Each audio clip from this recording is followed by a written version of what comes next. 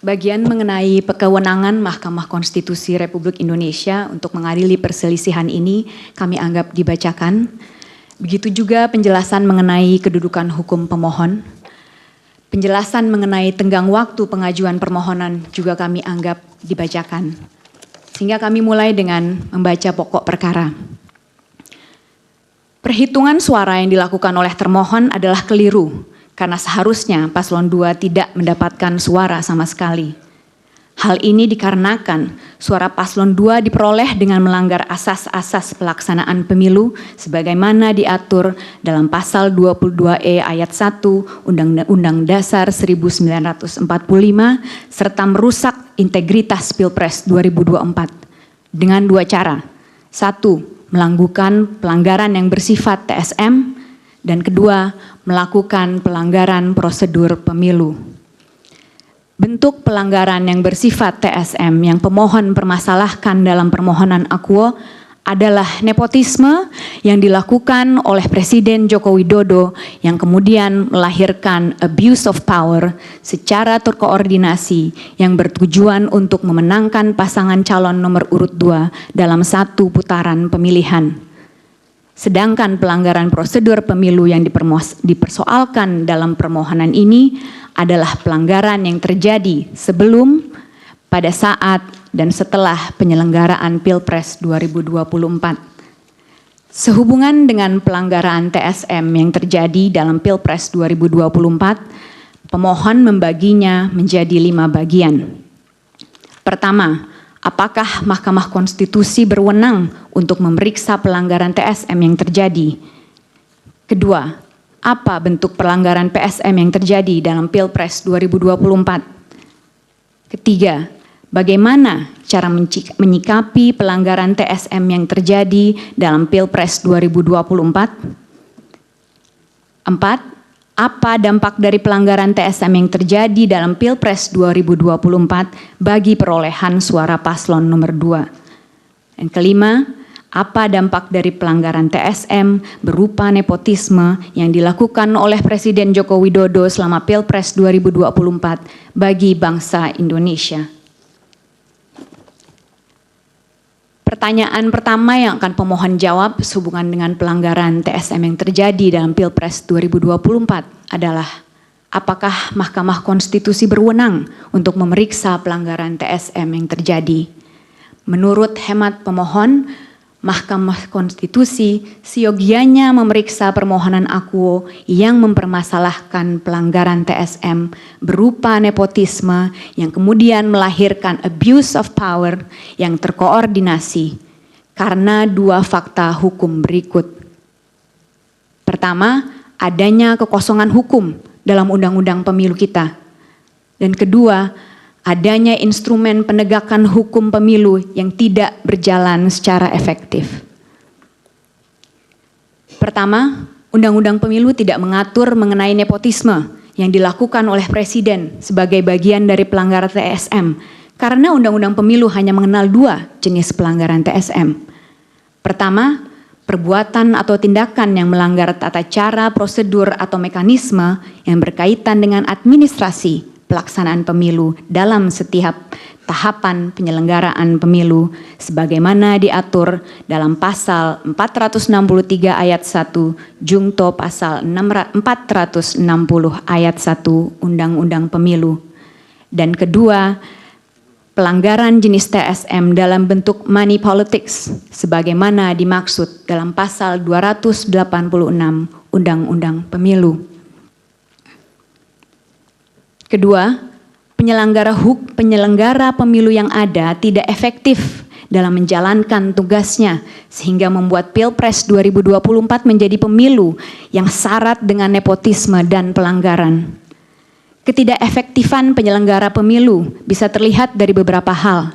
Pertama, tidak independennya termohon, sebagaimana terbukti dari upaya termohon untuk memastikan diterimanya Gibran Rakabuming Raka sebagai kontestan dalam Pilpres 2024, mulai dari langsung menerapkan putusan Mahkamah Konstitusi nomor 90 tahun 2023 yang merupakan plurality decision, dan karenanya seyogianya dibaca menggunakan Marx Rule yang kali pertama dipertimbangkan dalam kasus Marks versus United States. Saya izin mengutip sedikit, Yang Mulia.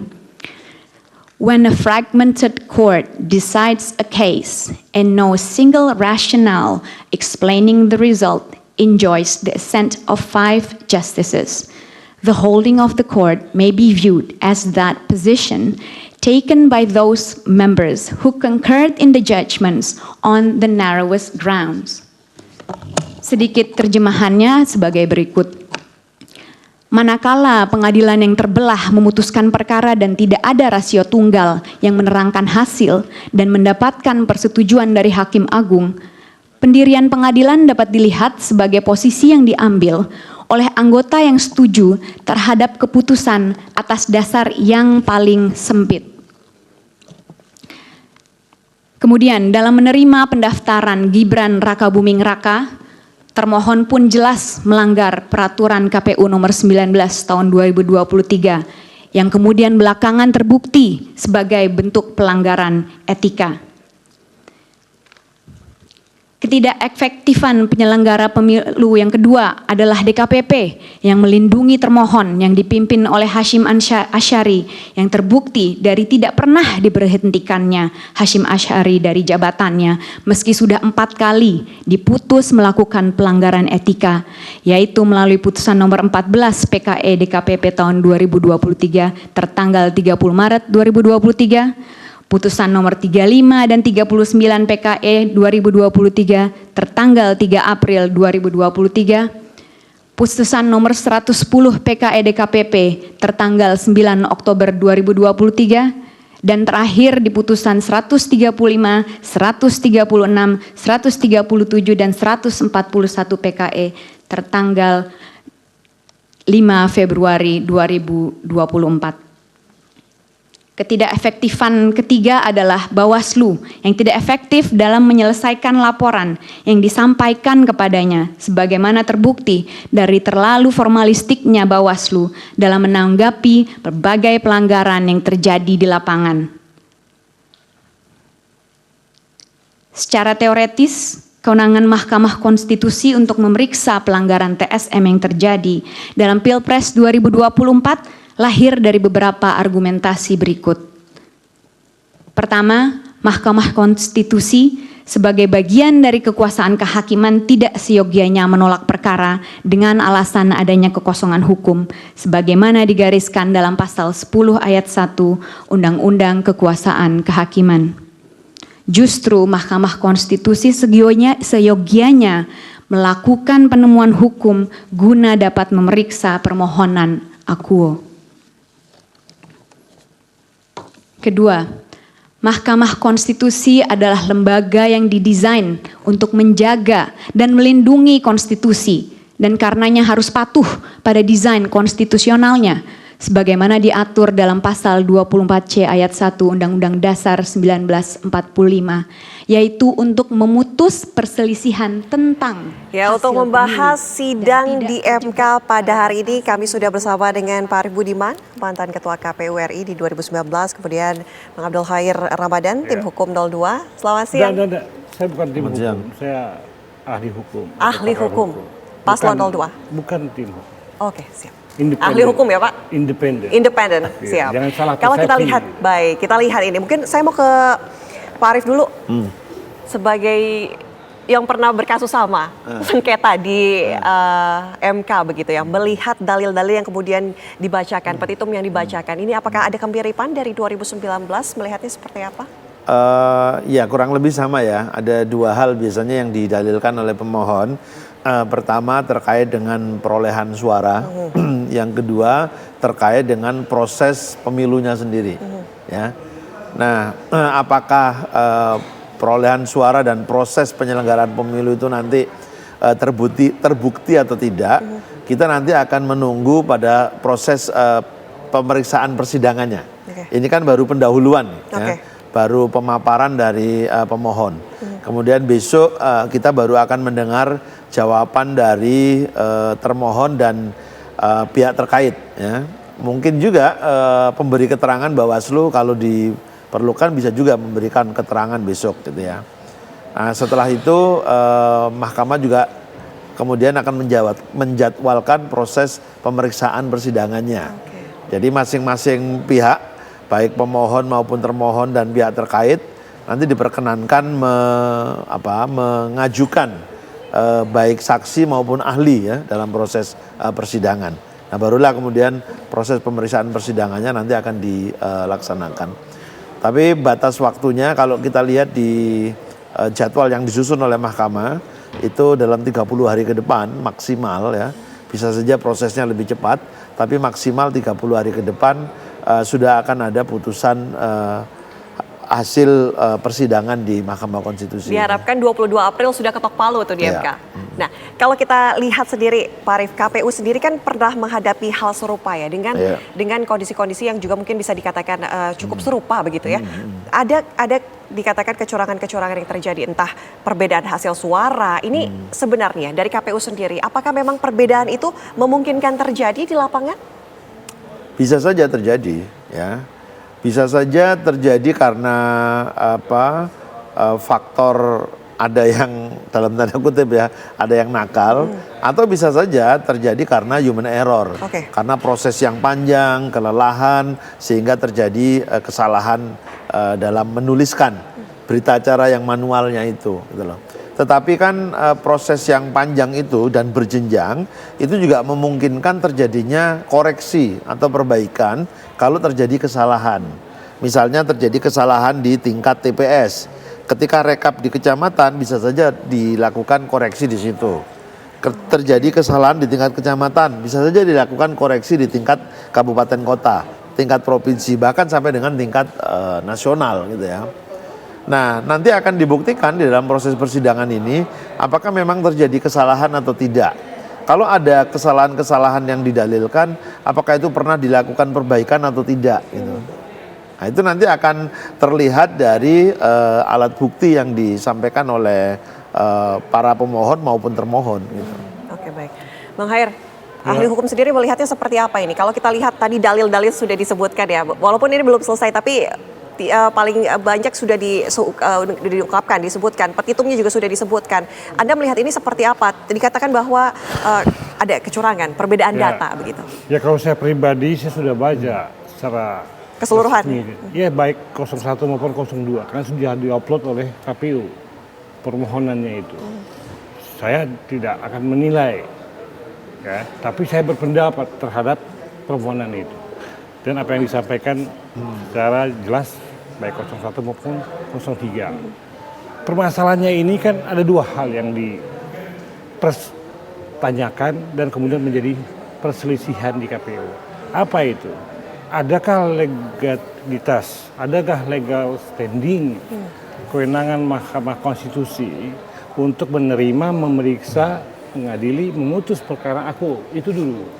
Nah, dari dua pihak ini, dua-duanya relatif sama, mendiskualifikasikan paslon nomor 2 dan melakukan PSU, pemungutan suara ulang.